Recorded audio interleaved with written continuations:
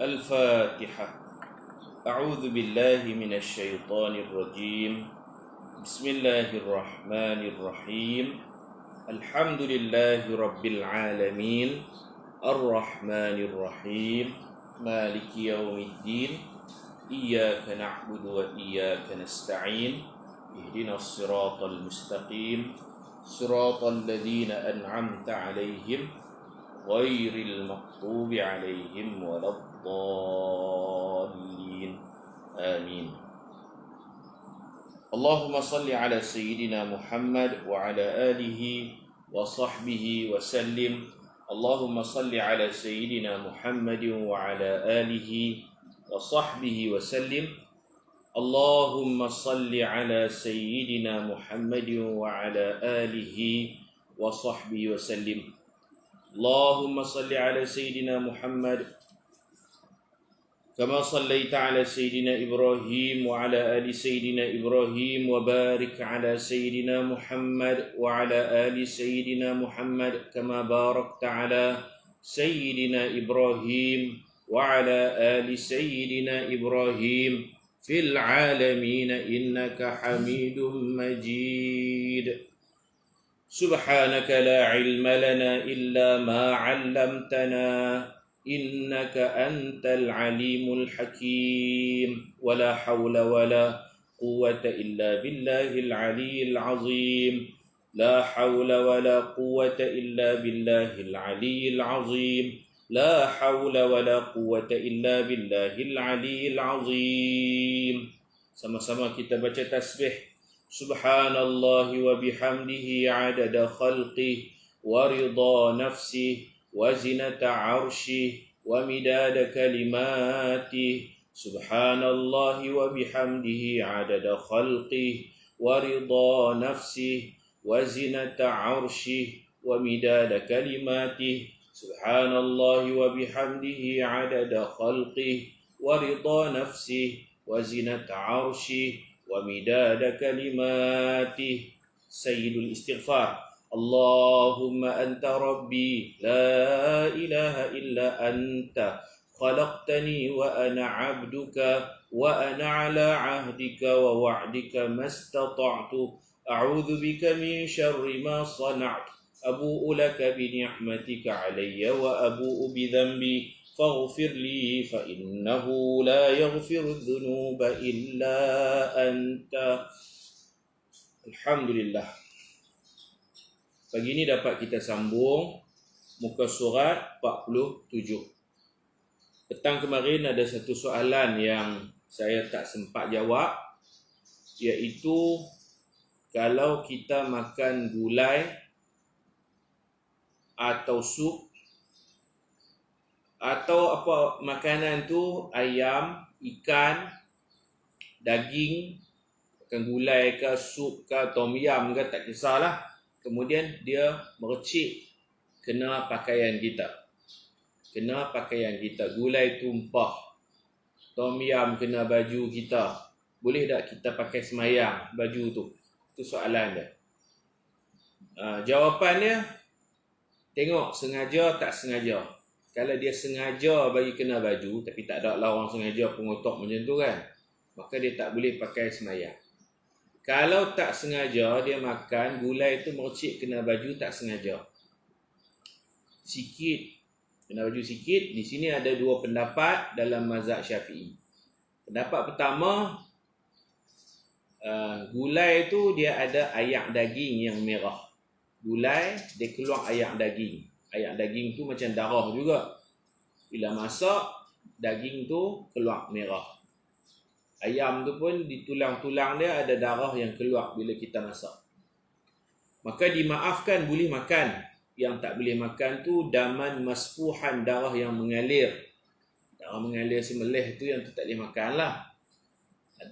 Darah dalam tulang, darah ayak daging tu boleh makan. Dimaafkan pada makanan. Tapi bila kena baju, kena basuh. Wajib basuh. Tak boleh pakai semayang. Itu satu pendapat. Tapi pendapat yang kedua, iaitu pendapat Imam Ibn Hajar Al-Haytami. Dia kata, gulai sup ni kita boleh makan dan kalau terkena pakaian tidak wajib basuh. Macam itulah, tuan-tuan boleh ambil lah pendapat yang mana pun.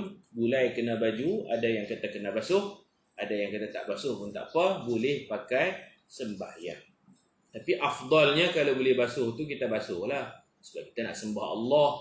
Gulai kena baju ni tak elok lah kita pakai sembahyang, sebab dalam gulai tu ada ayak daging. Ayak daging ni hukum asalnya dimaafkan pada makanan, boleh makan, tetapi kena baju, afdalnya kita basuh baju tu. Pakai baju lain lah kalau nak sembahyang. Harap-harap terjawab soalan petang kemarin. Kita sambung muka surat 47. Qala al-musannifu rahimahullah wa adama an-naf'a bi'ulumihi fid darain amin. Boleh kongsikan terlebih dahulu video kita ni. Ad-dalu ala khair kafa'ilihi, orang yang kongsi, orang yang menunjukkan, share benda baik, orang lain belajar, dia dapat pahala. Itu untung kita, kongsi yang baik. Qala al-musannif rahimahullah wa man ajaza an izalati najasatin bi badanihi aw hubisa fi mawdi'i najisin صلى وأعاد وينحني بسجوده بحيث لو زاد أصابها ويحرم وضع الجبهة عليها. Sesiapa yang tidak mampu menghilangkan najis pada badannya atau dia dikurung di tempat yang bernajis, maka hendaklah dia solat. Dan solat itu nanti wajib diulang semula. Dia mestilah menundukkan kepalanya untuk sujud sehingga hampir-hampir menyentuh najis dan haram meletak dahi ke atas najis. Ini masalah lah, pengarang buat masalah. Ada orang ni dia dicolek, dia ditangkap, kemudian dia dikurung di satu tempat tu, lantai bilik tu, lantai tu semua bernajis. Lantai tu najis. Jadi semayang di tempat yang najis, macam mana dia nak semayang? Kena semayang juga. Kena semayang juga. Kalau dia boleh lapik, dia lapik. Kalau tak boleh lapik pun kena semayang juga. Cuma sujud nanti dia buat isyarat je. Dia duduk, dia isyarat. Kerana haram dia sujud letak dahi atas najis. Katakan dia dikurung dalam satu bilik yang kecil. Lantai tu ada ayak kencing, ada tek lembu, tek kucing semua. Tak ada lantai yang bersih. Jadi dia tetap wajib salat. Sujud, dia jangan sujud macam biasa. Dia duduk. Dia duduk antara dua sujud tu. Kemudian bila nak sujud tu dia macam tunduk sikit. Tapi dahi jangan letak kat lantai. Nanti dahi dia kena najis. Haram dia buat macam tu. Sebab sujud ni rukun yang paling mulia. Kita paling dekat dengan Allah ketika sujud. Dahi kita ni pun kawasan yang paling mulia. Di dahi kita ni ada nurul iman, cahaya iman. Di dahi kita ni juga tertulis bila tarikh kita akan mati. Tapi kita tak nampak, kita tak tahu. Ajal kita, iman kita, cahaya terang ke tak terang, semua ada di dahi. Oleh kerana dia dikurung di tempat yang bernajis, jangan dia sujud letak dahi atas lantai yang bernajis. Buat isyarat je. Kira dia tunduk tu banyak, tapi kalau dia tunduk lagi tu terkena najis. Rapat-rapat lah, jangan bagi kena najis. Itu cara dia solat. Terus, tapi solat dia nanti kena ulang. Dipanggil solat hormat waktu. Solat dia nanti kena ulang. Walau ajaza an tathhiri thawbihi salla uryanan bila i'adah. Walau lam yajid illa hariran salla fihi. Dan jika tidak mampu menyucikan najis pada pakaiannya, ayak tak ada. Dia ada satu pakaiannya, pakaian tu bernajis, nak suci, nak basuh tak boleh, yang tak ada. Contohlah. Kalau dia ada baju lain, dia tukar pakai baju lain. Baju dia ada satu je. Jadi dia macam mana? Ada baju yang bernajis. Nak basuh tak ada ayak. Nak salin tukar baju lain, tak ada baju lain dah. Yang ni, dia kena buka baju, dia kena semayang telanjang dalam mazhab Syafi'i. Salla uryanan, hendaklah dia salat dalam keadaan telanjang. Sebab kalau pakai baju ada najis. Pakaian bernajis, salat tak sah. Sekarang dia buka baju, dia telanjang, seolah-olah dia memang tak memiliki kain baju. Itu cara dia. Mazhab Syafi'i lah. Kalau mazhab Hanafi, pakai juga kain baju yang bernajis itu. Mazhab Hanafi, semayang dengan pakaian bernajis lebih baik daripada telanjang. Mazhab Syafi'i, telanjang lebih baik daripada pakai baju. Baju pun ada najis, seluar ada najis. Buat apa pakai? Pakai pun baju tu tak bersih, tak suci. Lebih baik buang. Seolah-olah dia tak ada baju. Itu khilaf lah. Khilaf. Kalau dia duduk sorang-sorang dia, baju dia kotor, nak basuh, tak ada air, mungkin dia sesuai telanjang. Tapi kalau dia dalam grup musafir bersama kawan-kawan, takkan nak telanjang, kita boleh taklid mazhab Hanafi, pakai juga pakaian yang bernajis itu. Semayang dengan pakaian yang bernajis itu. Okey.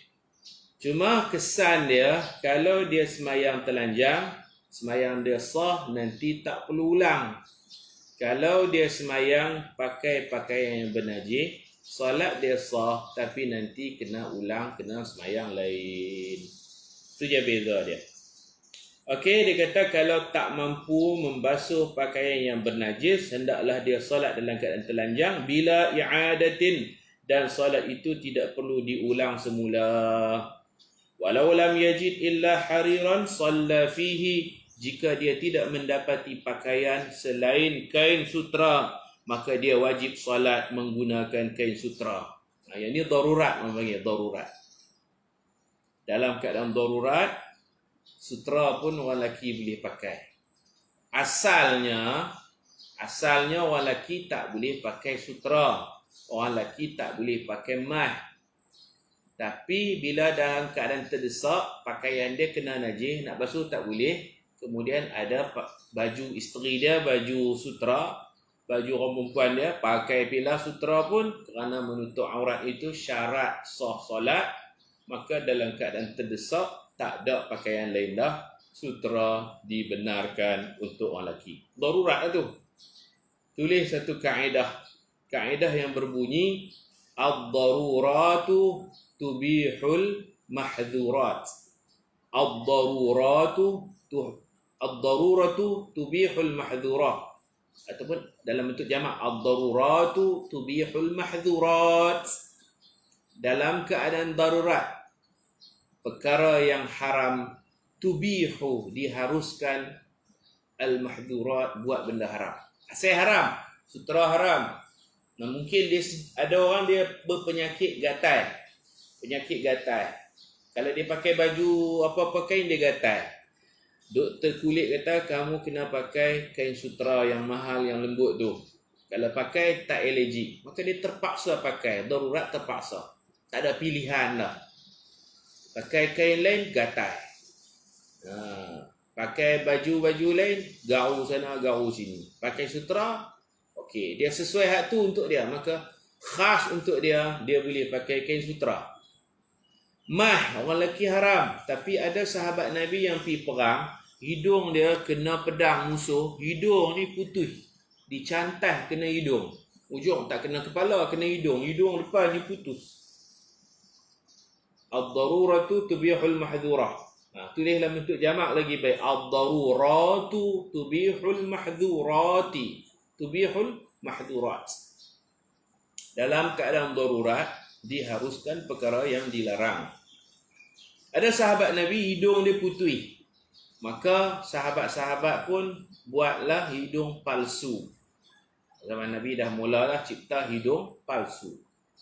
Buat hidung palsu batang ni dengan besi, tak boleh, dia busuk. Ubah pula, buat dengan tembaga pun tak sesuai. Akhirnya ada seorang kata kat Nabi, ya Rasulullah, hidung dia yang putus depan ni, kalau kita buat batang tu dengan mah, insya-Allah elok, tak busuk. Maka Nabi kata buatlah. Nabi memberi kebenaran sebab itu dah jadi darurat. Boleh pakai. Okey. Dalam peperangan pun ada orang guna baju besi, baju untuk elak daripada tikaman pedang ni dengan sutra sebagai alat, baju tangkis pedang. Sutra ni dia lincin, kadang pedang tu dia tak makan. Macam tu. Jadi darurat, bila tak ada cara lain dah, maka dibolehkan. Gigi mah untuk lelaki macam mana ustaz? Gigi mah. Kalau mah tu lin. Jangan, sebab masih ada pilihan lain, iaitu gigi palsu. Elakkan daripada memakai gigi mah. Tapi kalau sekadar nama je gigi mah, dia bukan mah tu, tak apalah pakai. Baik. Wa in khufiyatin najasatu fi thawbin wajaba ghusluhu kullihi wa la yajtahid fa in akhbarahu thiqatun bi mawdi'iha i'tamadahu. Jika najis tersembunyi pada pakaian, diyakini pakaian tu ada najis tetapi tidak pasti di mana tempat. Ni jubah kita ni ada najis, kita pun tak ingat dah kawasan mana yang ada najis. Sehelai baju ada najis, tang mana tak ingat, bahagian bawah ke, bahagian tengah ke, bahagian atas, tak tahu. Apa perlu buat? Wajaba ghasluhu kullihi. Wajib membasuh keseluruhan kain itu. Wala yajtahidu, dan tidak boleh beristihad. Dia tak tahu kain pelikat dia tu ada najis di tempat tertentu, tapi dia tak ingat kat mana. Basuh selai kain tu, basuh habis. Jangan main teka-teka je. Jika orang thiqah, orang yang boleh dipercayai, memberitahunya tentang tempat najis, maka dia boleh berpegang dengannya. Kalau ada orang kata ni kain hang ni, tang ni najis ni, dia boleh basuh tang tu saja. Basuh tang tu cukup. Kalau dia tak tahu, dia basuh selai tu terus. Dan tidak jadi satu masyaqqah, tak susah mana pun basuh selai tu. Basuh semua sekali. Ana ada soalan, wanita yang solat guna telekung tapi dalamnya tak pakai apa-apa, apa hukumnya? Pakai telekung saja, tak pakai apa tu, hak dalam tu. Anak telekung tak pakai. Pakai telekung saja boleh. Syaratnya tak nampak rambut. Kalau telekung dia kain tu putih tebal atau telekung hitam, tak nampak kulit kepala, tak nampak rambut kepala, tak ada masalah. Tak pakai apa tu anak telekung pun tak apa. Sebab tutup aurat itu ialah sitru launil aurah, menutup warna aurat. Kalau tak nampak warna, tak nampak rambut, tak ada masalah, pakai. Baik. Wa in ishtabaha tahirun bi mutanajjisin ijtahada wa in amkana tahirun bi yaqinin aw ghaslu ahadihima.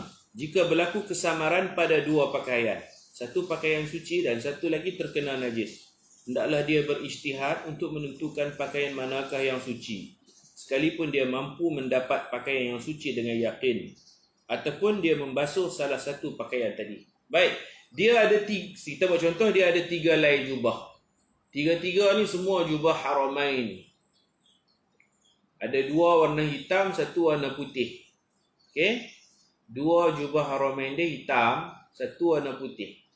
Dan dia ingat-ingat balik, jubah haramain dia hak hitam dua helai ni, salah satu terkena najis. Jubah haramain ni hak hitam ni ada satu kena najis, satu lagi bersih. Cuma dia tak ingat jubah haramain yang hitam ni hak mana satu kena najis, hak mana tak kena najis. Ishtabaha, dia pun celaru dekat dia. Jubah hitam hak dia gantung belah kanan ke belah kiri, saiz sama, jenama haramain, warna sama, salah satunya bernajis, satu lagi tak najis. Tapi hak mana satu kena najis, hak mana tak kena najis, dia pun tak tahu. Pasal dia mungkin dah seminggu, 2 minggu tak bau dah lah najis tu. Jubah hitam ni ke jubah hitam ni, ni ke ni ke, dia cuba cium sama saja, tak bau. Maka dia kena ijtihad. Hati dia sangka berat sangkaan jubah mana. Jubah gantung pula dekat-dekat, dua-dua hitam, dua-dua haramain, salah satu ada najis. Dia confuse. Maka hukum dia tak wajib basuh dua-dua. Basuh selai jubah je. Basuh selai jubah cukup.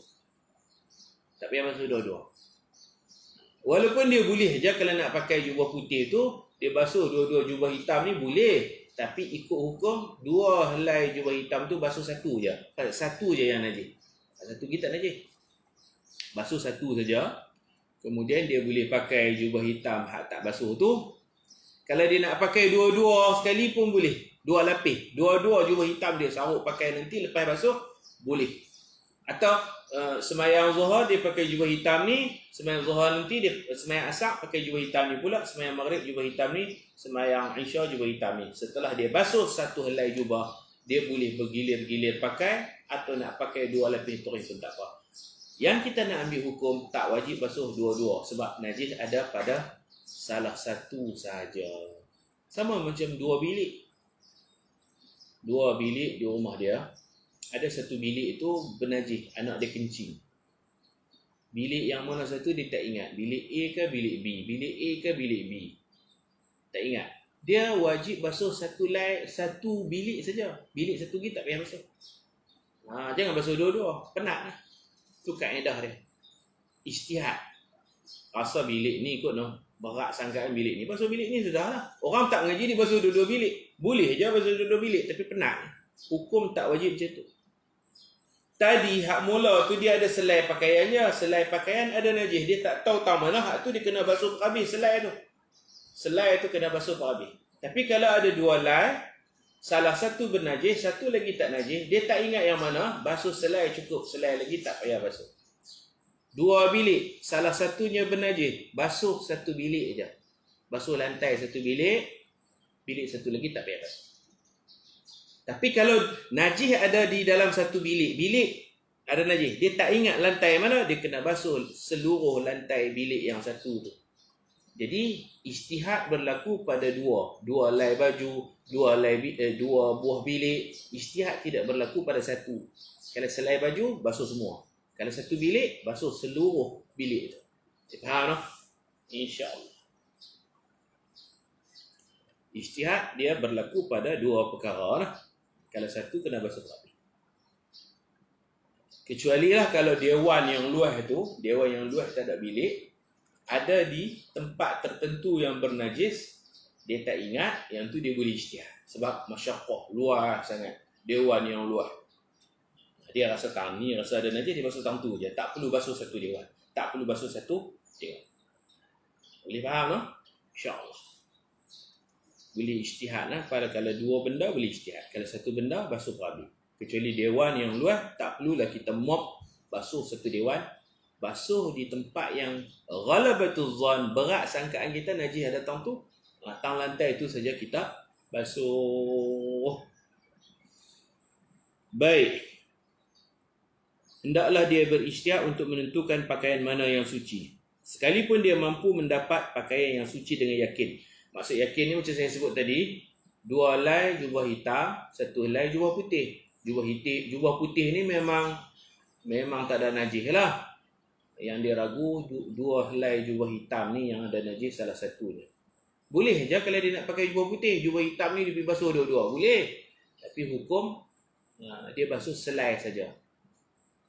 Jubah hitam 2 helai ni ada najis, salah satunya bernajis, satu lagi suci. Basuh selai cukup lah. Basuh selai. Ataupun dia membasuh salah satu pakaian tadi. Fa in tahayyara shalla 'uryanan wa a'ada illam yumkinhu ghaslu thawbihi fa in amkana wajaba wa idza ghasala ma dhannahu najisan shalla fihi ma ma'an aw fi kullin munfaridan. Jika dia kehairanan tidak mampu ijtihad. 2 helai pakaian yang mana satu bernajis dia tak tahu dan dia tak boleh nak ijtihad. Yang pertama, jika dia tidak mampu membasuh seperti ketiadaan air, maka hendaklah dia solat dalam keadaan telanjang dan solatnya ini wajib diulang. Itu penyelesaian dia kalau tak ada ayat. Jika dia mampu membasuh, maka wajiblah dia membasuh pakaiannya itu. Basuh salah satu, ahaduhuma. Basuh salah satu, tak wajib basuh dua-dua helai. Sesudah membasuh pakaian yang disangka ada padanya najis, pada pakaian tersebut, maka dia bebas untuk solat sama ada memakai kedua-dua pakaian itu, 2 lapis, atau bertukar-tukar pakaian pada setiap solat. Ini saya dah hurai dah tadi. Walau shalla bila ijtihadin fi kulli thawbin marratan lam tasihha. Tidak sah solat tanpa berijtihad pada masalah kesamaran pakaian yang bernajis dan suci di atas, iaitu dengan cara mendirikan satu solat sebanyak 2 kali. Hal ini tak boleh. Dia ada 2 helai jubah hitam, dua-dua nama Haramain, saiz yang sama, salah satu terkena najis, satu lagi suci. Yang mana suci, yang mana menajis, dia tak ingat dah. Dia kata mudah macam ni ya, aku sembahyang Zuhur 2 kali. Solat Zuhur pertama pakai jubah hitam ni, aku ulang sekali lagi, aku pakai jubah hitam ni pula. Asar pun buat 2 kali. Asar al-awwal, asar pertama jubah hitam ni, sembahyang asar sekali lagi jubah hitam ni. Tak sah macam tu. Tak sah. Dia kena basuh salah satunya, basuh. Tak ada ayak nak basuh, kena telanjang, sembahyang telanjang. Jangan pakai jubah ni, tak pergi pakai pula jubah ni. Yang tak sah. Dengan cara mendirikan satu solat sebanyak 2 kali. Kali pertama dengan pakaian ini, dan kali kedua dengan pakaian yang satu lagi. Tak sah macam tu. Pasal apa tak sah? Ni ta'lil. Tidak sah solat kerana setiap kali dia mendirikan solat, dia dalam keadaan ragu-ragu tentang kesucian pakaiannya. Itu sebab tu tak sah. Walau khufiyatin najasatu fi falatin salla haitsu syaa bil ijtihadin aw fi ardin saghiratin aw fi baitin wajaba ghuslul kull walau ishtabaha baitani ijtahada. Macam tadi juga. Dan jika tersembunyi najis pada padang yang luas. Dewan tu ada najis di tempat tertentu. Dewan tentulah luas. 40 kaki kali 70 kaki dewan besar. Dia tak wajiblah basuh seluruh dewan tu. Ini dia boleh ijtihad. Lantai mana yang berat sangkanya. Rasanya najis datang ni. Minggu lepas ada najis, sekarang dah kering. Dia tak basuh cepat-cepat, tu yang dia jadi confused. Jadi dia basuh tempat tertentu sahaja. Ini untuk solat pula, kalau di dewan tu ada najis, dia boleh memilih lantai-lantai mana yang dia rasa suci, dia boleh sembahyang situ. Dan jika tersembunyi najis pada padang yang luas, kita buat contoh dewan, maka dia boleh solat di mana sahaja yang dia kehendaki tanpa perlu berijtihad. Tak payah duk pergi cium-cium. Berat sangkaan dia, tang ni suci, ni najis, tang lain. Dia boleh sembahyang di kawasan itu. Kes yang berlaku di Selangor, babi hutan masuk masjid. Maka adakah perlu disertu seluruh ruang masjid? Luas tu, ruang masjid luas. Dan bagaimana nak cuci kapet yang memang sudah digam di lantai? Adakah boleh, tak nampak. Adakah boleh guna mesin pembasuh kapet yang ada pada hari ini? Baik, okey, kita faham tu, ruang masjid luas. Kalau ada bukti tapak kaki dia masuk tu basah, ada tapak kaki, ada kesan, basuh situ je lah.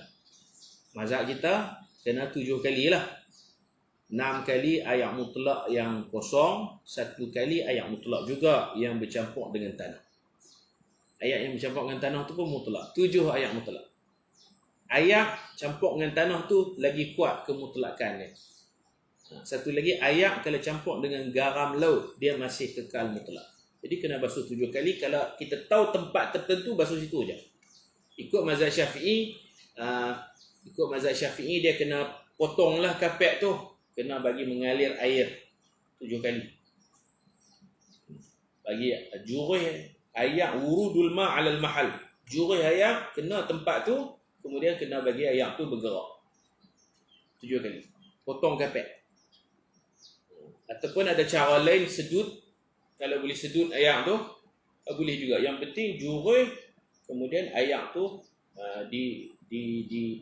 dialirkan, disedut, dibuang. Jurih, buang. Bukan bertakung di situ sajalah. Okey. Kalau dalam mazhab Al-Hanafi, boleh basuh dengan cara jemur kepada matahari dan angin. Tapi kita tak sebut yang itulah. Kita mazhab Syafi'i, kita kena, kalau tak tahu, ijtihad je lah. Tak perlu basuh satu masjid tu luas. Seperti yang kita belajar, kita tak tahu mana tempat. Kita yakin ada najis, tapi kita tak tahu najis tu di mana, tak wajib basuh di seluruh masjid. Mungkin basuh kawasan yang dia masuk, kawasan pintu tu kita basuh, tapi tak wajib basuh seluruh masjid sebab masjid tu luas. Kalau bilik kecil kena basuh seluruh bilik, kalau luas tak. Kalau ada 2 bilik, babi masuk bilik A ke bilik imam ke bilik muazzin, tak ingat, dekat-dekat. Babi tu masuk bilik imam ke bilik muazzin, tak tahu yang mana satu, kita basuh satu bilik sahaja. Bilik satu bilik tak payah basuh, tak payah penat-penat. Dan basuh tu pula basuh lantai lah, tak payah cuci dinding, shieling. Ada orang dia samak sampai ke shieling, sampai ke tiang-tiang apanya, tak perlu. Islam tak suruh sampai ke tahap tu. Okey. Dan kalau dia kering, tak ada tapak kaki apa, dia masuk kering, dia tak kencing, tidak wajib kita samak. Dia kering sama kering tak wajib samak. Kalau dia basah tu, kaki dia basah kan, itu yang kita kena samak. Baik, jika tersembunyi najis pada padang yang luas, dewan yang luas, maka dia boleh solat di mana sahaja yang dia kendaki tanpa perlu berijtihad. Tetapi jika tersembunyi najis pada kawasan tanah yang kecil atau pada sebuah bilik, maka wajiblah dia membasuh seluruhnya. Tengok, kalau ruang tu kecil, basuh semua. Kalau ruang tu luas, tak perlu basuh semua. Dan jikalau kesamaran antara 2 buah bilik, 2 buah bilik ni sama hukum macam 2 helai baju yang tadi kita mula-mula baca. Hendaklah dia berijtihad. Maksud ijtihad, dia kata seperti masalah kesamaran antara 2 pakaian tadi. Confuse 2 helai baju tadi, samalah 2 bilik. Bilik ni kan bilik ni nak basuh, basuh satu bilik sudah. 2 bilik kita boleh pakai nanti. Okey, baik. Sekarang masuk kepada tajuk al-amakin allati tukrahu fiha salat. Tempat-tempat yang makruh solat padanya. Ada beberapa tempat yang makruh, maksudnya tidak sesuai kita solat. Tak sesuai. Contoh di tepi tempat sampah, tepi tong sampah, kita sembahyang tepi tong sampah. Sesuai ke tak sesuai? Tak sesuai. Semayang ni nak khusyuk, nak fokus. Semayang tepi tong sampah, busuk. Dan kemungkinan besar ada najis. Jadi tak sesuai lah. Itu maksud makruh. Ada larangan, Nabi larang. Nanti kita baca hadis, Nabi larang semayang di tempat sembelihan. Tempat sembelih, tahun tu nak semayang. Nabi larang. Ada ulama kata haram. Mazhab Syafi'i makruh, semayang di tempat sembelihan makruh, tak sampailah haram. Semayang di tepi sampah juga makruh. Mazhab Syafi'i. Mazhab Imam Ahmad bin Hanbal dia kata haram. Tapi kok mana pun sah lah, selagi tak yakin ada najis, sah. Kita lapik dengan kain terpan tu, semayang. InsyaAllah solat kita sah. Cuma yang ulama berbeza pendapat, Nabi larang tu larang haram ke larang makruh. Mazhab Hanafi, mazhab Hambali, Nabi larang semayang di tempat sembelihan tu larangan haram. Mazhab Syafi'i larangan makruh. Kalau mazhab Hanafi makruh tahrim. Salat sah tapi berdosa. Hanafi dia panggil makruh tahrim. Tak payahlah kita semayang tempat-tempat tu tidak sesuai. Tak sesuai. Kita kena faham dulu. Yang pertama, ada hadis yang umum. Hadis umum, Nabi kata umatku boleh semayang di mana-mana saja. Itu hadis umum. Dalam hadis yang umum tu Nabi kata aku diberi 5 perkara. U'titu khamsan. Special untuk aku dan umatku, aku diberi 5 perkara. Lam yu'tahunna ahadun minal anbiya qabli. Tidak ada seorang nabi pun sebelumku yang mendapat 5 perkara ini. Ini special. Aku dapat 5 perkara, nabi-nabi lain tak pernah dapat. Yang pertama, nusirtu birru'bi masirata syahrin. Musuh takut, gerun kepadaku musuh. Sebulan lagi nak jumpa musuh, sebulan lagi nak jumpa tarikh peperangan, musuh dah tidur tak lena dah, takut kat aku. Allah tolong aku, Allah campak kegerunan dalam hati musuh, perjalanan sebulan lagi nak perang, duk takut dah musuh. Satu. Kemudian yang kedua, Nabi kata, ju'ilat liyal ardu masjidan wa tahura. Allah jadikan li khusus untukku dan umatku. Al-ard, alif lam tu istighraqiyah. Seluruh kawasan muka bumi, seluruh tanah atas muka bumi ni masjidan wa tahura.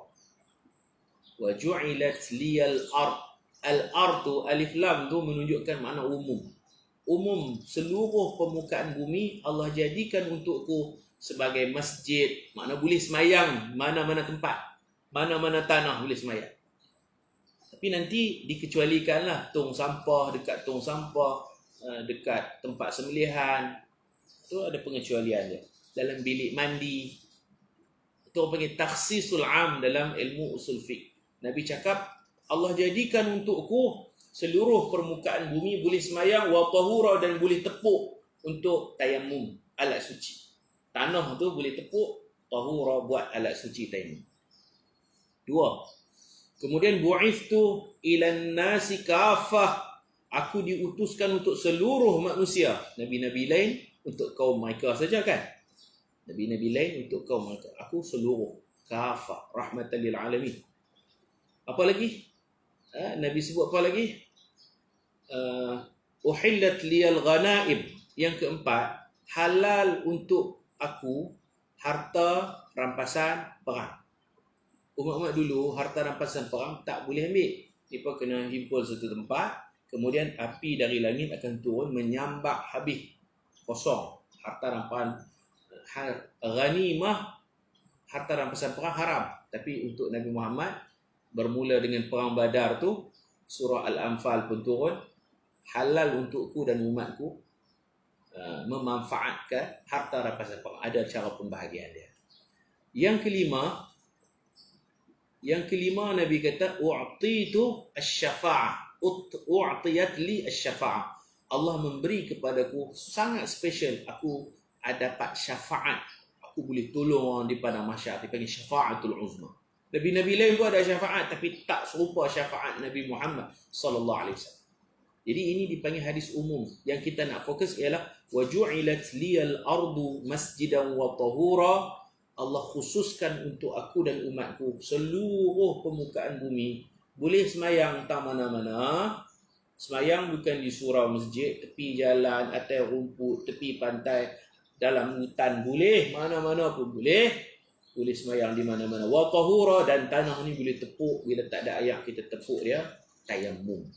Tanah itu tempat sujud, tanah itu alat bersuci. Tetapi walaupun Nabi cakap umum macam tu, ada juga hadis yang takhsis, yang Nabi keluarkan beberapa tempat ni tak sesuai. Nanti kita akan jumpa, kita akan baca 7 tempat boleh semayang dengan hadis umum tu, boleh ke tak boleh, tapi tak sesuai. Ulama kita mazhab Syafi'i kata makruh. Imam Ahmad bin Hanbal kata tak sesuai tu mana haram semayang situ. Dalam mazhab Hanafi, semayang di 7 tempat ini tak sesuai, maksudnya makruh tahrim. Semayang sah tapi berdosa. Kita tak dosa, tapi tak elok, tak sesuai. Elokkan 7 tempat ini. Baik, kita baca. Saya baca terjemahan tu.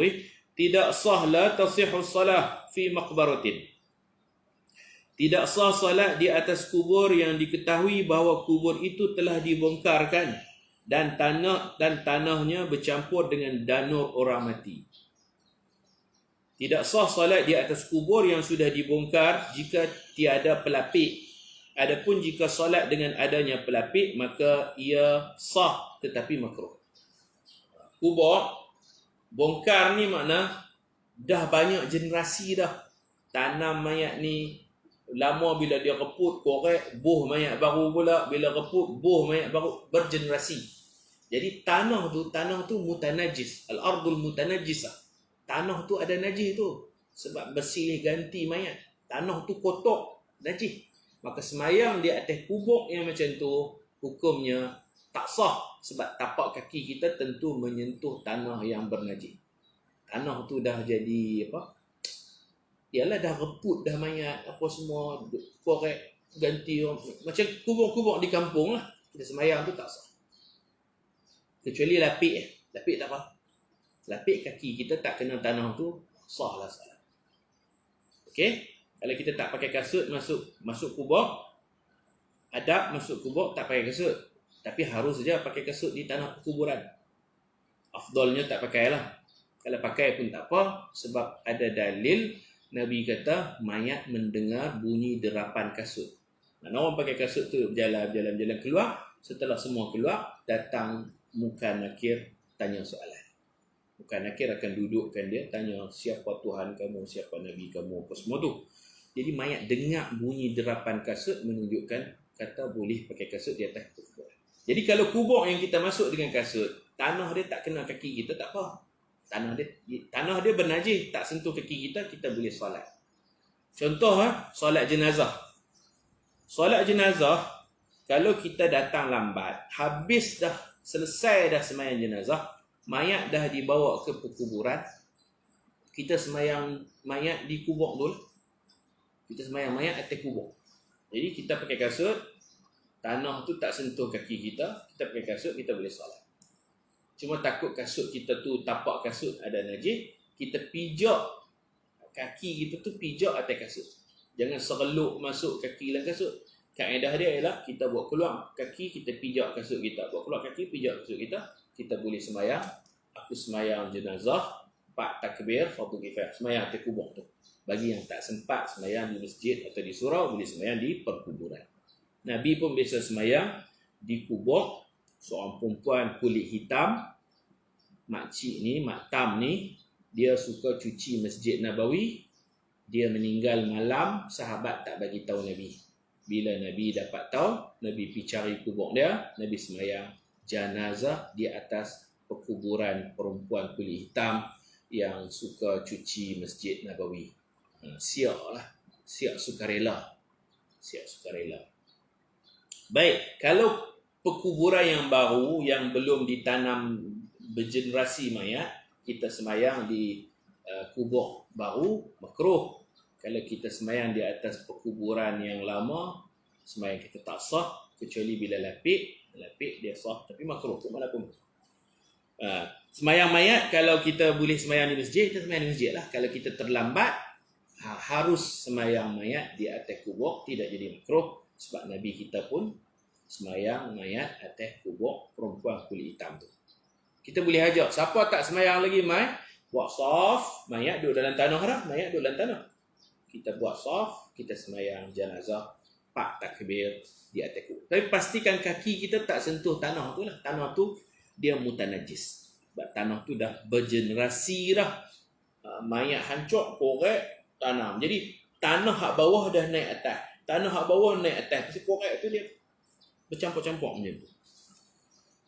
Namun jika dia tidak tahu kubur itu sudah dibongkarkan atau belum, maka hukum solat di atasnya adalah sah tetapi makruh. Kalau kubur itu tak tanam bergenerasi lagi, makruh. Dan makruh solat dalam tempat mandi, bilik mandi, makruh.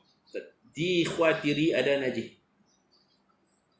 Tempat melapah binatang, tepi jalan ni maksudnya tempat laluan. Orang nak lalu, tahun tu dia sembahyang, mengganggu orang nak lalu, makruh. Kalau masjid sembahyang sunat depan pintu, tahun tu orang nak lalu lalang keluar masuk, makruh. Dia tak khusyuk, dia tak khusyuk, dan dia menyusahkan orang nak keluar masuk pintu tu. Itu makruh. Tempat sembelihan di gereja, sah sembahyang di gereja, tapi takut timbul fitnah lah pula. Dan tentu dia tak khusyuk, sebab gereja ni ada macam-macam lukisan, gambar padri lah, gambar apalah. Tempat memungut cukai, tempat arak, kelab malam, dia sembahyang di kelab malam, makruh. Atas Kaabah, takut orang kata dia pijak Kaabah, dia hina Kaabah apa semua. Menghadap ke arah kubur dan tambatan unta, tetapi tidak makruh pada tempat tambatan kambing. Nanti ada hadis-hadis belakang. Kalau dia belah kambing, di tepi kandang kambing dia sembahyang tak apa. Tapi Nabi larang kalau dia belah unta, dia sembahyang dekat kandang unta. Sebab unta ni kadang-kadang dia kena rasuk. Nabi sebut khuliqat minasyayatin, kerana unta tercipta daripada syaitan. Makna unta ni kadang-kadang dia mengamuk, dia boleh pijak orang sampai mati. Jadi semayang tu tak selamat. Kadang-kadang macam dia kena rasuk unta ni, dia jadi meronta-ronta. Dia tengok orang semayang, terutamanya waktu sujud, dia tengok orang sujud, dia boleh pijak orang tu sampai mati. Jadi tak selamat. Semayang di kandang unta, poin dia tak selamat. Kalau semayang di tepi kandang kambing, tak apa, kambing ni dia tenang, dia tak pijak tuan dia, macam tu, dia tak tanduk tuan dia. Unta ni bahaya sikit lah. Okay, kita tengok dalil-dalil dia. Nabi sebut al-ardu kulluha masjidun illa al-hammam wal maqbarah. Nabi kata seluruh permukaan bumi adalah masjid, boleh didirikan solat. Ini umum. Melainkan ini takhsisul am. Tadi Nabi kata umum, seluruh permukaan bumi adalah masjid. Dalam usul fiqh ni dipanggil am, umum. Illa, melainkan dalam bilik air dan tanah perkuburan. Ini takhsisul am. Umum, lepas tu dia khususkan. Di tanah perkuburan, jangan sini makruh. Di bilik air, hammam, jangan semayang, tak sesuai makruh. Kemudian ada hadis lagi, saya baca terjemahannya ke surat 51 daripada Umar Al-Khattab radhiyallahu anhu, sesungguhnya Rasulullah sallallahu alaihi wasallam bersabda, 7 tempat yang tidak boleh solat, tidak sesuai solat, makruh padanya. Mazhab kita lah, ada mazhab haram, tak bagi. Kita kata makruh, iaitu di atas bumbung Kaabah, tanah perkuburan, tempat sampah, tempat sembelihan, bilik air, tempat unta ditambat dan di tengah jalan. Tengah-tengah jalan orang nak lalu, dia semayang atas jalan. Allah, ganggu pergi orang. Dan bahaya dia juga. Takut orang langgar dia mati. Tak selamat. Daripada Al-Barra bin Azib radhiyallahu anhu berkata, Rasulullah sallallahu alaihi wasallam ditanya tentang hukum solat di tempat tambatan unta. Baginda bersabda, jangan bahaya. Takut unta pijak, takut unta mengamuk. Ada disebut dalam riwayat syaitan, unta ni dia boleh agresif. Tak pasal-pasal dia jadi marah, dia meronta, dia boleh bunuh orang yang semayang tu. Bahayalah. Syaitan lah yang bagi emosi unta ni terganggu, dia jadi nak marah, dia boleh mengamuk, menyebabkan orang semayang ni mati. Bahaya. Poin dia bahaya. Nabi kata jangan solat di tempat tambatan unta kerana ia sebahagian dari syaitan, yang ini terganggu kekhusyukan solat pada tempat itu. Unta ni binatang yang cerdik, binatang yang sabar. Itu sudut positif dia. Tetapi kadang-kadang dia boleh mengamuk, boleh membunuh orang. Tu mungkin dia marah apa-apa kan, dia buat macam tu. Nabi ketika buat haji di padang Arafah, Nabi ketika buat haji di padang Arafah, ada seorang sahabat Nabi yang wukuf di atas unta. Nabi Muhammad pun wukuf padang Arafah tu, duduk berdoa atas unta. Tiba-tiba seorang lelaki ni jatuh. Bila jatuh, unta tu pijak dia sampai mati. Naik minyak. Naik minyak, betul?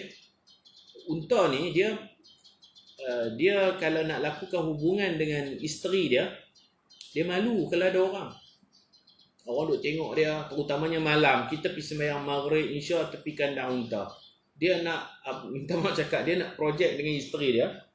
Orang ada, dia tak akan buat. Jadi, benda tu menyebabkan dia jadi marah. Naik minyak. Tu ya dah tu. Kalau gajah orang panggil naik minyak kan. Jadi, di padang Arafah, ada seorang sahabat Nabi jatuh daripada unta. Unta tu pijak dia sampai mati. Mati dia. Haji dia tak selesai lagi, baru wukuf di Arafah, belum melontar, belum tawaf ifadah apa semua, baru di Arafah mati. Tak apalah, Nabi kata mandikan dia, jangan tutup kepala dia sebab dia dalam ihram kan. Orang lelaki tak boleh tutup kepala, dan jangan letak minyak wangi dekat dia.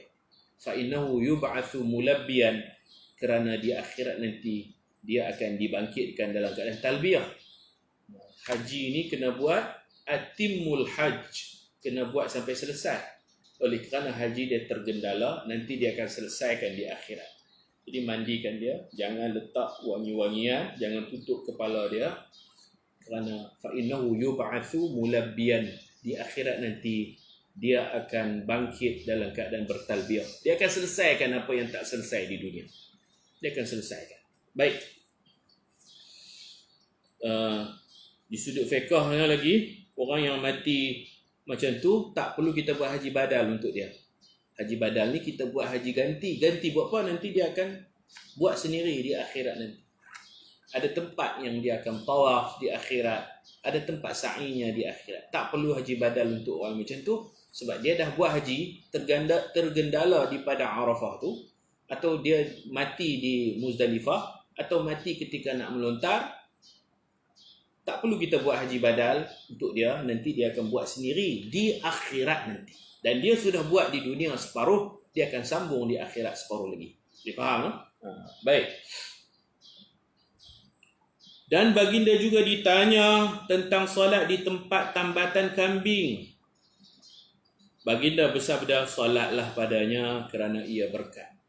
Belah kambing ni sabar, berkat, tawaduk, macam tu. Ada dalil-dalil hadis Nabi kata orang belah kambing ni akan dapat sifat sabar, rendah diri, macam tu. Dan orang yang belah unta pula, kalau dia tak jaga hati, mewarisi, dia akan dapat sifat takabur, sifat-sifat yang tak baik. Bukan tak boleh belah unta, boleh. Tapi kebiasaannya orang belah unta ni dia akan besar diri. Ada juga hak baik pada. Tuan-tuan ingat ada cerita kan dalam buku saya 40 hadis Nabi Muhammad bercerita, ada orang yang botak, sopak, buta, kemudian malaikat mai memberi rawatan kepada mereka. Sembuh yang buta sudah celek, yang sopak sudah dapat kulit yang elok, yang botak sudah tumbuh rambut. Ada 3 cerita tu. Malaikat datang dan malaikat menghadiahkan dia ni dapat unta, dia ni dapat lembu, dia ni pula jadi saudagar kambing.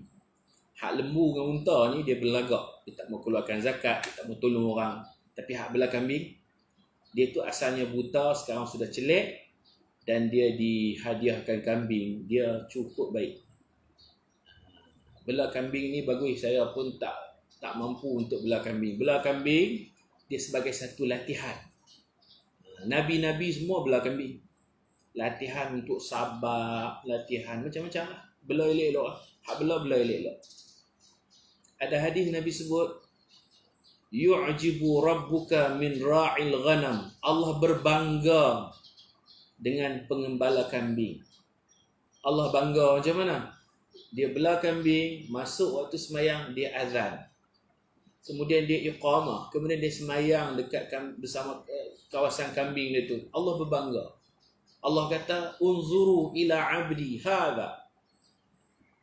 Wahai para malaikat, tengok ni hamba siapa ni? Ni hamba aku, ila abdi hadha. Hampa pakat-pakat tengok ni pengembala kambing ni, dia hamba aku. Bangga Tuhan. Tuhan bangga. Ya khafu minni, dia takut kat aku. Bukan ada siapa tengok dia dengan kambing dia takut kat aku. Yu'adzinu bis salah wa yuqim. Dia azan, dia qomat, dia semayang. Banyaklah dalil tentang kemuliaan orang belah kambing. Penternak ni. Walaupun mungkin pada pandangan manusia tak ada apa.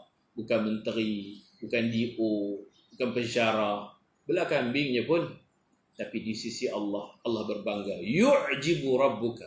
Excited lah. Allah berbangga. Allah kagum melihat hamba yang begini. Jadi jangan kita pandang rendah kepada orang. Jangan kita pandang rendah kepada orang. Baik. Nabi kata dekat kandang kambing semayang tak apa. Yang penting bersih, suci, kita boleh tak makruh. Daripada Anas radhiyallahu anhu berkata Rasulullah sallallahu alaihi wasallam salat di tambatan kambing sebelum dibina Masjid Nabawi. Rasulullah sallallahu alaihi wasallam bersabda, apabila masuk waktu solat dan kamu tidak menemui kawasan yang sesuai untuk mendirikan solat melainkan di tambatan kambing dan unta, maka solatlah di tambatan kambing dan jangan solat di tambatan unta. Daripada Abdullah bin Mughaffal Al-Muzani radhiyallahu anhu berkata Rasulullah sallallahu alaihi wasallam bersabda, sembahyanglah di tambatan kambing dan jangan solat di tambatan unta, fa innaha khuliqat minasyayatin, kerana ia tercipta daripada syaitan. Saya tak baca matan lah, nak jimatkan masa. Kita ada matan hadis dan ada takhrij hadis. Setiap dalil ni dia ada hadis dan ada takhrijnya lengkap. Itu pesanan daripada guru saya, Syekh Mustafa Bura. Kamu nak terjemah kitab aku ni, kamu jangan tinggal hadis, matan dia, takhrij hadis, nombor hadis, rakam bab, nombor, Semua kena tulis bagi lengkap. Alhamdulillah. Daripada Aisyah radhiyallahu anha berkata, Ummu Salamah, ni isteri Nabi, Ummu Salamah radhiyallahu anha pernah bercerita kepada Rasulullah sallallahu alaihi wasallam tentang sebuah gereja yang dia lihat di bumi Habsyah. Ummu Salamah ni dulu dia berhijrah ke Habsyah, ke Ethiopia. Jadi dia cerita pengalaman dia waktu duduk di Habsyah. Dia pernah masuk tak salah, no? Masuk dalam gereja tak salah, melawat, melihat seni bina tak salah, semayang dalam gereja makruh, tak jadi murtad. Orang Islam masuk gereja tak jadi murtad, orang kafir masuk masjid tak jadi Islam. Macam tu kita kena faham. Okey. Jadi dia cerita kat Nabi, wahai Rasulullah, ketika di Habsyah saya pernah masuk ke sebuah gereja dan dia lihat gereja tu pula yuqalu laha Mariyah, gereja yang disebut dengan nama Maryah, gereja Maryah, nama gereja Mary ya, gereja Mary.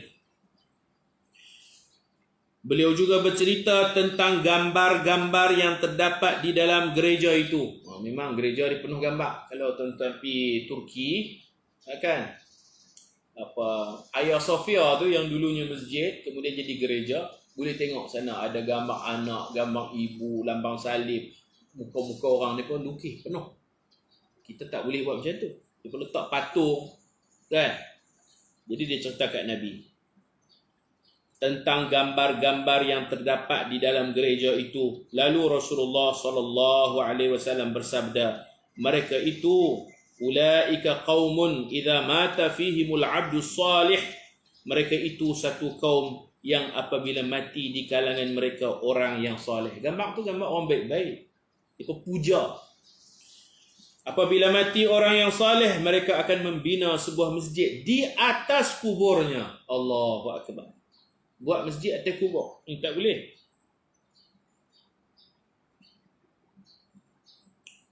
Dan membuat gambar-gambar di dalamnya. Ulaika syirarul khalqi indallah, mereka lah seburuk-buruk makhluk di sisi Allah. Ni persembah kubur lah. Kau buat masjid, kubur tu ada di bahagian depan imam, depan imam tu kubur. Mereka sembah, mereka sujud, walaupun sujud tu kata sembah Allah, sebenarnya mereka sembah kubur, mereka puja kubur. Tapi kalau kubur tu ada di belakang tak apa, atau ada di sebelah tepi, macam Masjid Nabawi, makam Rasulullah tak duduk di depan imam, makam Rasulullah ada sebelah kiri, itu tak apa. Kemudian dibuat dinding dan sebagainya. Orang yang semayang bukan dikira sembah bilik Nabi, sembah tu sembah Allah, insya-Allah. Begitu juga kalau di masjid di Syria, Masjid Umawi. Masjid Umawi dikatakan ada makam perkuburan Nabi Zakaria dan Nabi Yahya. Nabi Zakaria di Damsyik, anak dia Nabi Yahya dikatakan di Halab, Aleppo. Iaitu kubur tu ada tengah-tengah masjid, bahagian di tengah. Jadi saf depan tu tak dikira sembah kubur, saf depan. Saf belakang memanglah terpaksa lah, kubur tu ada tengah, saf belakang tu memang dia akan lepas ke belakang. Jadi itu tidak jadi masalah, tidak haram. Di kampung-kampung kita kubur ada depan tapi luar masjid. Ini masjid buka tingkap depan ada kubur, itu pun tidak haram.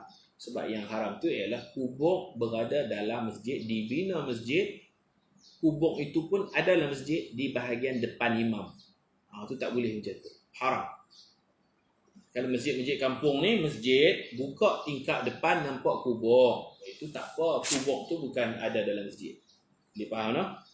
Kubur di tepi masjid, kubur di belakang masjid, kubur depan masjid, tidak salah. Yang salahnya macam orang Yahudi Kristian ni, dia masukkan kubur itu sendiri dalam masjid dan berada bahagian depan, imam ni pun akan sujud kubur, sembah kubur. Na'udzubillahi min zalik. Itu tak boleh buat macam tu, tak boleh. Wallahu subhanahu wa ta'ala a'lam. Mudah-mudahan apa yang kita belajar ni bermanfaat, insya-Allah. Kalau yang macam di Mesir, Masjid Sayyidina Husin, macam mana tu? Saya pernah melancong ke Mesir, tapi saya pun tak dapat bayang Masjid Sayyidina Husin ni Macam mana kubur dia ada depan ke, tengah ke, belakang, saya tak tahu. Yang salah tu macam solat jenazah kat depan. Ya betul, kalau kubur tu ada depan macam kita duduk sembahyang jenazah tu. Tapi sembahyang jenazah memang syarat dia mayat kena tak depan. Tak pergi pitok belakang pula kan. Sembahyang jenazah tak apa, kita tak. Itu bukan kubur, itu keranda, itu mayat. Memang kena tak depan. Syarat dia. Kalau kubur ada depan tak boleh. Masjid Sayyidina Husin macam mana? Saya nak jawab pun tak tahu sebab saya tak belajar di Mesir, saya belajar di Syria. Saya pernah melancong ke Mesir, tapi kami tak masuk dalam Masjid Husin tu. Jadi saya tak dapat gambaran, saya tak boleh nak bagi hukum. Kerana dalam kaedah usul fiqh disebut al-hukmu ala syai' far'un an tasawwurihi. Elok student ni elok dia catat kaedah ni. Kaedah ni perlu diingat. Seperti mana kita ingat innamal a'malu binniyat, kita ingat hadis kan, as-sabru minal iman, kita ingat macam tu. Kaedah fiqh pun kena ingat. Kaedah dia bunyi macam ni. Kaedah fiqh, kaedah usul fiqh, al-hukmu ala syai'in far'un an tasawwurihi. Nak bagi sesuatu hukum kena dapat tasawur, kena far'un an tasawwuri, setelah dia nampak jelas masalah tu baru dia boleh keluar hukum. Tak nampak tak boleh. Contoh kita tanya Syekh Arab, Syekh, ya Syekh, ma hukmu aklu cok kodok? Cok kodok. Wahai Syekh, apa hukum makan cok kodok? Syekh pun tak boleh jawab haram, halal, tak boleh. Sebab dia pun tak pernah tengok cok kodok tu gimana rasa, gimana orang buat, gimana apa bahan dia kan. Dia kena tasawur, kena dapat gambaran masalah tu baru dia jawab. Jadi saya sebut macam ni lah, tak kira lah masjid mana pun, kalau masjid tu dibina, bahagian depan, bukan depan masjid, dalam masjid tu ada kubur, itu tak boleh macam tu. Salah. Pembinaan macam tu salah, menyerupai Yahudi Kristian. Tapi kalau kubur tu luar masjid, itu tak apa. Itu kita tidak dikira menyembah kubur. Sembahyang fardu ada mayat di hadapan, apa hukum? Sebab selepas tu nak sembahyang jenazah, boleh. Boleh dia letak jenazah di depan. Kalau orang dah ramai, afdalnya terus sembahyang jenazah. Terus sembahyang jenazah, lepas tu baru sembahyang fardu. Okey? Sembahyang jenazah dulu baru sembahyang fardu. Kemudian angkatlah. Siapa yang bertugas angkat. Pilah bawa ke kubur apa semua tanam. Dan pekerja-pekerja ni mereka boleh melambatkan solat fardu. Jadi solat jenazah dulu. Kemudian bukan semua orang nak angkat. Hak kerja angkat, bawa pergi kubur, kebumikan. Ni pun lambat sikit sembahyang fardu pun tak apa, sebab ni pun menguruskan jenazah. Hak sembahyang fardu ni bila dah selesai, dia pergilah kubur. Hak dah selesai solat fardu, pergi kubur. Nanti setelah selesai semua, hak mana tak sembahyang zuhur lagi, main sembahyang zuhur. Itu kaedah yang terbaik. Kerana kita juga dilarang melambat-lambatkan solat jenazah. Jenazah dah ada, orang pun dah ada, solat jenazah dulu. Selesai solat jenazah, mayat dibawa keluar, iqamah, sembahyang fardu. Itu bagi saya lah, pada pandangan saya itu lebih baik. Supaya kita tidak melambat-lambatkan solat jenazah. Sembahyang jenazah, kemudian sembahyang fardu. Hak mana yang usung mayat tu, tak apa. Mereka boleh melambatkan solat fardu. Jangan tak sembahyang langsung solat fardu sudah. Nanti mereka sembahyang di belakang. Okey, al-hukmu ala syai'in far'un an tasawwurihi. Bagus. Terima kasih Ustaz Syafiq. Mudah-mudahan kuliah kita bermanfaat. Esok kita sambung bab, bukan esok, petang lagi, insya-Allah petang lagi. Di suku kita sambung bab sitril aurah, bab menutup aurat. Mudah-mudahan Allah berkati masa kita. Subhanakallahumma wa bihamdika asyhadu an la ilaha illa anta astaghfiruka wa atubu ilaik. Bismillahirrahmanirrahim. Wal 'asr innal insana lafi khusr illa alladhina amanu wa 'amilus salihat wa tawasaw bil haqq wa tawasaw bis sabr. Assalamu alaikum warahmatullahi wabarakatuh.